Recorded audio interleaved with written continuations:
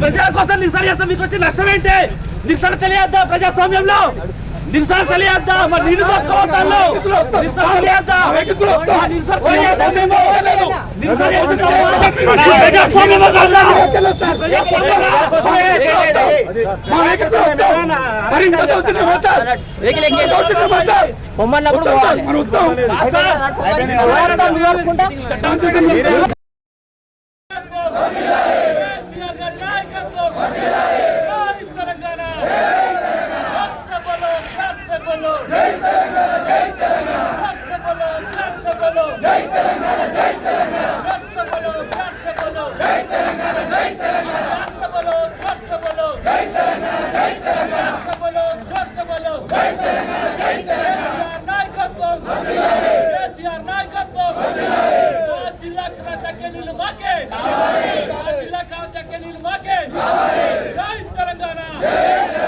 ఖండించండి. భద్రాద్రి కొత్తగూడెం జరిగే జల దోపిడీని ఖండించండి. భద్రాద్రి కొత్తగూడెం జరిగే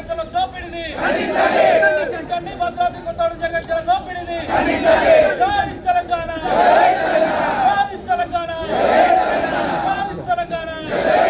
కేసీఆర్ నాయకత్వం, కేసీఆర్ నాయకత్వం.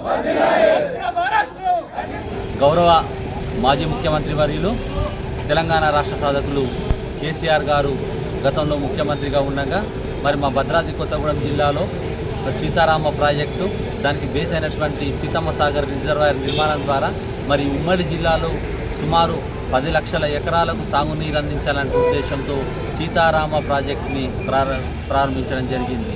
మరి 90% పనులు కేసీఆర్ గారు ముఖ్యమంత్రిగా ఉండగా పూర్తయిన తర్వాత మరి అధికారంలో వచ్చినటువంటి ఈ నయవంచక కాంగ్రెస్ పార్టీ మరి ఈరోజు భద్రాద్రి కొత్తగూడెం జిల్లా కేంద్రంలో తరాపున గోదావరి పారుతుంటే ఈ జిల్లా రైతాంగానికి ముఖ్యంగా ఆదివాసీ గిరిజనులైనటువంటి ఈ జిల్లా ఉన్నటువంటి వీళ్ళను మోసం చేస్తూ ఈ నీళ్లను మరి ఆల్రెడీ నీళ్ళు వస్తున్నటువంటి సాగర్ ఆయకట్టు ప్రాంతానికి గోదావరి జలాలను తరలించేటటువంటి దుర్మార్గమైన చర్య చేస్తున్నారు.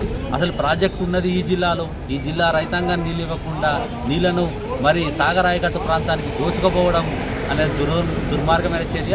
ఖచ్చితంగా మరి వాళ్ళ భారత రాష్ట్ర సమితి పార్టీ జిల్లా కమిటీ ఆధ్వర్యంలో మరి నీటి దోపిడీని వ్యతిరేకిస్తూ మరి వాళ్ళ నిరసన కార్యక్రమం చేయడం జరిగింది. దీన్ని పోలీసులు అడ్డుకున్న దీన్ని వ్యతిరేకిస్తూ మరి వాళ్ళ పాల్వంచ పోలీస్ స్టేషన్లో నిరసన తెలియడం జరిగింది. ఈ సందర్భంగా కాంగ్రెస్ పార్టీని ముఖ్యంగా ఈ జిల్లాలో ఉన్నటువంటి 3 మంత్రులను హెచ్చరిస్తున్నాం.